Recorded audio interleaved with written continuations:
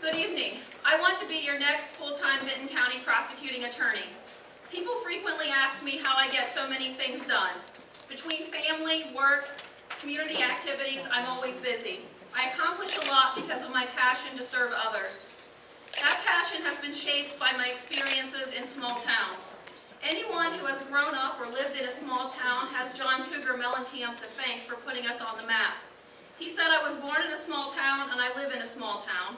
My hometown is smaller than Hamden. John sang, I was taught the fear of Jesus in a small town.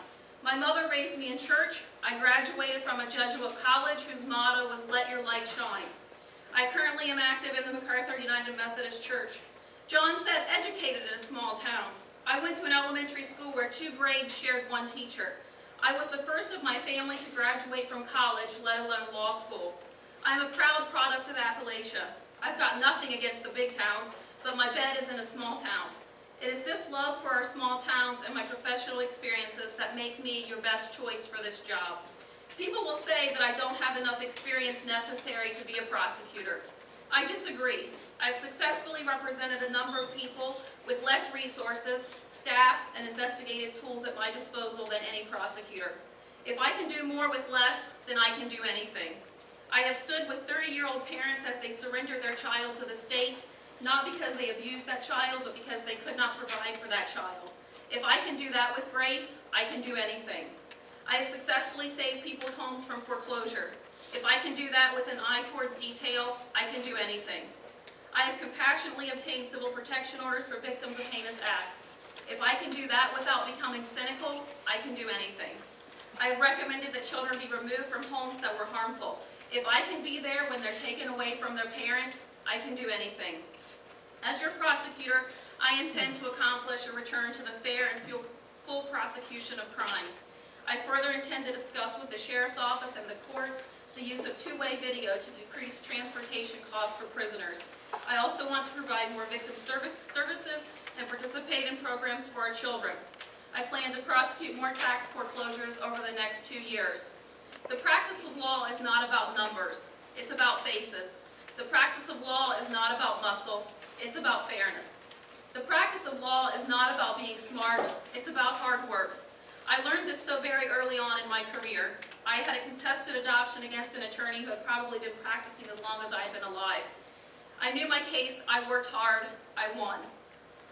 I won that case not because I was smarter, not because I dressed better, but because I worked harder. The practice of law is certainly not about being arrogant. It is one of the most humbling experiences in the world. But for my small town life, my passion, and the skills that I have been graced with, I too would be no more than an Appalachian statistic. My name is Austin Campbell, and I am the Vinton County Prosecutor, and thank you, professional ladies, for having this forum. It's good that all of us candidates get to appear before the people at this time. I want to thank all of you that helped me get this job 4 years ago. And it's pretty hard to say what you're going to do as prosecutor unless you talk a little bit about what you have done. And I'm happy to say that I think we've made a few changes in the prosecutor's office, which is a good thing, because the first thing we did is add 1 additional full-time attorney. And I'm happy to add that we have done that without increasing the prosecutor's budget a single penny. Actually, I think it's been reduced a little, but I believe we've been getting out more work for the benefit of the county in more areas than's ever been done before. One of the areas, of course, that I'm sure you read about in the papers is criminal prosecution.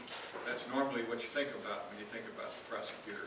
This past year, and this is not good news because it means we've got some things going on here that's not good, but we have indicted a record number of felons this past year, 172 felony indictments. Contrast that with, I believe, the last year of the former prosecutor, there was 108 felony indictments. There's a lot of reasons for that. You probably know as well as I do what's going on. The flood of prescription drugs, which seems to spill over into so many other areas, but that's one of the big problems we got. We're working to try to stop it. It won't be stopped completely until the state cuts off some of these pharmacies and what they call drug mills, where you can go get a prescription for painkillers and then you can sell it to whoever you want to. That's a big problem. One of the areas that I said when I ran 4 years ago that I was going to work on was the youth activities, the schools. I'm happy to say we've worked very closely with all the various principals. I've worked with Judge Grillo in the juvenile courts. Nowadays, when we have a child that's truant, that is a discipline problem, we try to contact the parents. If that doesn't work, we sometimes file against the child. If the child's of a certain age now, we also file against the parent.